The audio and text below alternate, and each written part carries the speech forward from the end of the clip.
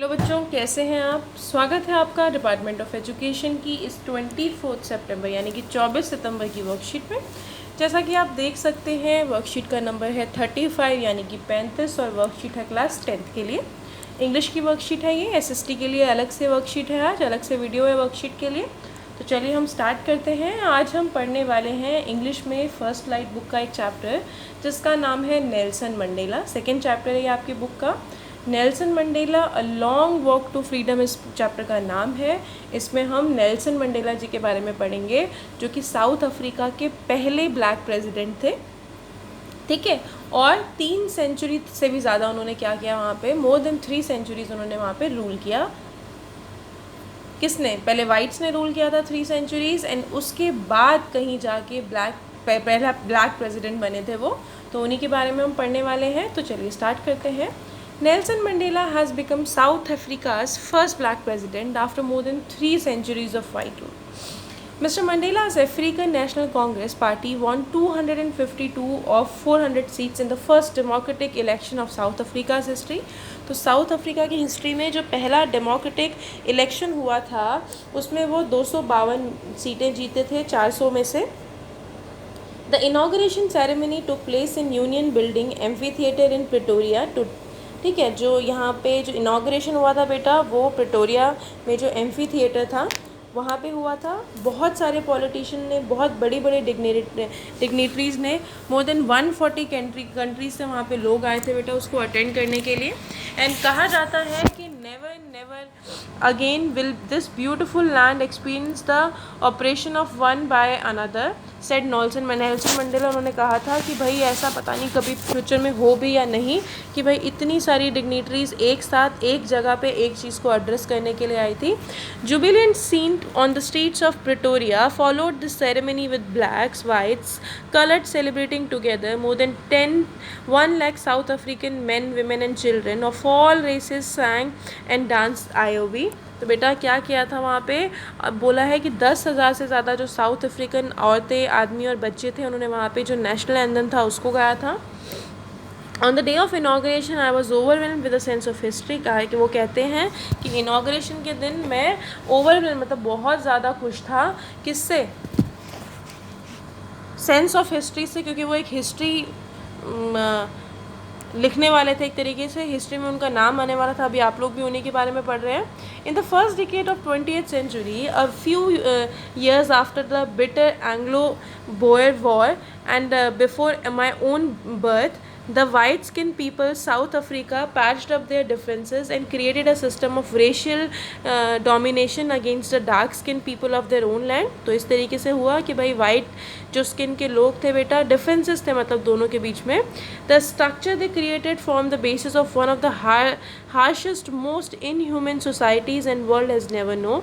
तो बेटा जो डिफरेंसेस थे उन्होंने क्या, जो स्ट्रक्चर था उसने जो बहुत ही ज़्यादा हार्श इनह्यूमन जो सोसाइटी थी उसको जन्म दिया। Now in the last decade of 20th century and my own 8th decade as a man, this system had been overturned forever and replaced by one that recognized the rights and the freedom of all people regardless of the color of their skin। और कहा कि भाई अब जब मैं यहाँ पे आ गया हूँ तो अब क्या हो जाएगा, व्यक्ति का कोई भी कलर है किसी के बेसिस पे कोई भी डिस्क्रिमिनेशन नहीं होगा। That day had come about through the unimaginable sacrifices of thousands of my people who sacrifice suffering and courage and never be counted or repaid। और बोला ये दिन इतनी आसानी से नहीं आया, इसको आने में बहुत लोगों ने सेक्रीफाइस किया। मेरे लोग जिन्होंने सेक्रीफाइस किया, जिन्होंने करेज दिखाया उसको काउंट नहीं किया जा सकता, जिसको रीपे नहीं किया जा सकता। The policy of apartheid created deep lasting wound in my country and my people। बोला जो अपार्थेड की जो पॉलिसी थी बेटा उसने मेरे जो लोग थे उनमें बहुत ज़्यादा प्रॉब्लम क्रिएट करी। All of us will spend many years, it is if not generation, recovering from the profound hurt। जितना हर्ट हम लोग को हुआ था बहुत टाइम लगेगा। तो बेटा अपार्थेड क्या था, आप एसएसटी में पढ़ चुके होंगे अपार्थेड के बारे में। रंग भेदी नीति को अपार्थेड कहते थे। एक ऐसा सिस्टम होता था जिसके बेसिस पे, कलर के बेसिस पे पे डिस्क्रिमिनेशन होता था उसको अपार्थाइड कहते थे. But the decades of operation and brutality had another unintended effort and that was that it produced the Oliver Tambos and Walter Sisulus and chief. अब बोला है कि भाई इस तरीके से क्या हुआ, ये सब चीज़ें तो आई, लेकिन भाई बहुत सारे लोग ऐसे थे जिन्होंने एक्स्ट्रा ऑर्डिनरी करेज दिखाया, एक्स्ट्रा ऑर्डिनरी चीज़ें दिखाई ठीक है, जिसकी वजह से ये चीज़ें पॉसिबल हो पाई है. Perhaps it requires such depth of oppression to create such heights of character. बोला है कि भाई बहुत कुछ चाहिए ऐसा कैरेक्टर होने के लिए. My country is rich in minerals and James in life beneath it's soil. मेरी जो कंट्री है उसमें बहुत सारे जेम्स एंड बहुत सारे मिनरल्स हैं जो सॉइल के नीचे दबे हुए हैं. But I have always known that it is greatest wealth of its people, finer and truer than the purest diamond. और बोला है वो सब तो है ही, लेकिन मुझे पता है कि सबसे ट्रू वेल्थ हमारे लोग होते हैं, वो प्योर डायमंड से भी ज़्यादा फाइन और अच्छी चीज़ होती है, इंपॉर्टेंट चीज़ होती है किसी भी कंट्री के लिए.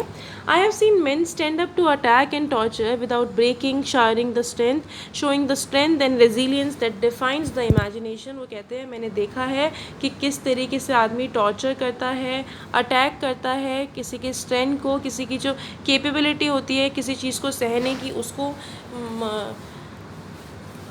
I learn that courage was not the absence of fair. मैंने ये सीखा है कि जो करेज है वो एब्सेंस ऑफ फेयर नहीं है, लेकिन ट्रम्प ओवर इट है, यानी कि उसके ऊपर विजय है. जो ब्रेव आदमी होता है बेटा वो नहीं होता जो डर जाता है, बल्कि वो होता है जो उस पर विजय प्राप्त करता है. No one is born hating another person. कोई भी पर्सन दूसरे को जन्म किसी के बारे में घृणा सोचते हुए पैदा नहीं होता. कोई भी पर्सन ये नहीं सोचता, जन्म होते टाइम थोड़ा ना सोचता कि काला है गोरा है, कुछ नहीं है, लोग हमारे अंदर डालते हैं. People must learn to hate if they have learn to hate. बोला है अगर लोग नफ़रत करते हैं, अगर उन्होंने नफ़रत करना सीखा होता है, they can be taught to love. उनको प्यार करना सिखाया जा सकता है, ठीक है. और more naturally to human heart than opposite कह रहे हैं, जो पॉजिटिव चीज़ें हैं वो ज़्यादा नेचुरली आती हैं. Man's goodness is a flame that can be hidden but never extinguished. जो गुडनेस है बेटा वो ऐसी चीज़ है जो छुपाई जा सकती है, लेकिन उसको कभी भी बुझाया नहीं जा सकता. कुछ क्वेश्चंस हैं, इनके आंसर्स देख लेते हैं. पहला है क्या हुआ था बेटा एंग्लो बियर वॉर में. तो जो एंग्लो बियर वॉर थी बेटा उसमें जो वाइट पीपल थे south Africa erected a system जिसका नाम बोला था रेशियल डिस्क्रिमिनेशन, जिसमें ब्लैक्स के साथ अपने लैंड पे डिस्क्रिमिनेशन होता था. दूसरा है किसके बेसिस पे जो मंडेला थे उन्होंने न्यू फॉर्म गवर्नमेंट सेटअप करी थी, क्रिएट करी थी. तो जो न्यू गवर्नमेंट थी बेटा वो इक्वालिटी के बेसिस पे सेटअप हुई थी. फिर है what is the meaning of phrase to patch up the difference. Patch up the difference का मतलब क्या होता है, टू सेटल सम डिस्प्यूट. फिर बेटा ये क्वेश्चन नंबर 3 है आपका, व्हाट डिड, इसका कलर नहीं डाल पाई ma'am, what did the policy of apartheid create. क्या कहती है पॉलिसी ऑफ अपार्थाइड, आपको मैंने बताया था, created a deep and lasting wound in the country and its people, लोगों के लिए मन में. According to Mandela what is the greatest wealth. Mandela के हिसाब से ग्रेटेस्ट वेल्थ क्या है बेटा, तो उनकी जो नेशन है वो उनकी ग्रेटेस्ट वेल्थ है, जो उसके लोग हैं वो ग्रेटेस्ट वेल्थ है. फिर है how did Mandela defines brave. Brave को कैसे डिफाइन करते हैं मंडेला, वो कहते हैं ब्रेव वो है जो करेज दिखाता है और जो फियर है उसके जो डर है उससे ऊपर विजय प्राप्त कर लेता है. फिर कुछ वर्ड्स हैं आपके यहाँ पे देखिए, इनके आपको मीनिंग लिखने थे. Find the word. तो बेटा सबमर्ज का मतलब क्या होता है, ओवरवेल्म्ड या ओवर टर्न. तो इसका मतलब होता है बेटा ओवरवेल्म्ड. विक्ट्री का मतलब होता है ट्रम्प. डीप एंड स्ट्रॉन्ग का मतलब होता है प्रोफाउंड. लार्ज हार्टेडली का मतलब होता है हार्टेडनेस मतलब generosity. The ability to deal with any kind of hardship and recover from its effect, इसका मतलब होता है रेजिलियंस. तो आशा करती हूँ आपने ये लिख लिया होगा, इसे नोट डाउन कर लीजिए जल्दी से.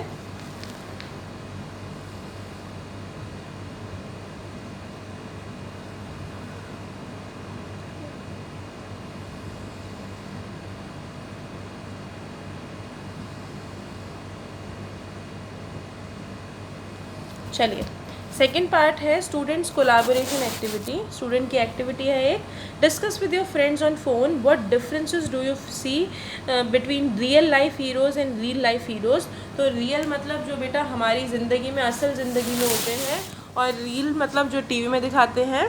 Can we call Nelson Mandela real life hero, क्या हम नेल्सन मंडेला को रियल लाइफ हीरो कहते हैं, किस तरीके से? तो इसका आंसर ये है बेटा, सेकंड पार्ट का आंसर है ये। Nelson Rohilla Mandela was a south African politician बेटा, जो प्रेसिडेंट बने थे 1944 से 1999 के बीच। उनका जन्म यहाँ हुआ था। मंडेला सन थे एक tribal elder and live during the apartheid laws, उस टाइम पे रहे वो वाइट लोगों के बीच में। उन्होंने देखा कि भाई अधिकार नहीं मिलते, राइट्स नहीं मिलते। He was determined to put end to it, उन्होंने सोचा कि भाई इसको ख़त्म करना है। उन्होंने बहुत सारे साल बिताए इसके खिलाफ लड़ाई लड़ते हुए, एंड कई बार वो अरेस्ट भी हुए। मंडेला ने 27 ईयर्स बेटा एक जेल में बिताए थे, and he was really release 1990 में उनको रिलीज़ किया गया, और 1994 में उनको क्या किया गया, as a black president elect किया गया, एंड बाद में उनको नोबल पीस प्राइज़ भी मिला था उनके एफर्ट्स के लिए। तो ये थी आज की हमारी इंग्लिश की वर्कशीट। आई होप आपको समझ में आई होगी। कोई डाउट है तो कमेंट करके पूछिए और देखिए इस वीडियो को। बाकी कल मिलते हैं कल के वर्कशीट के साथ, तब तक के लिए स्टे हेल्थी, स्टे सेफ।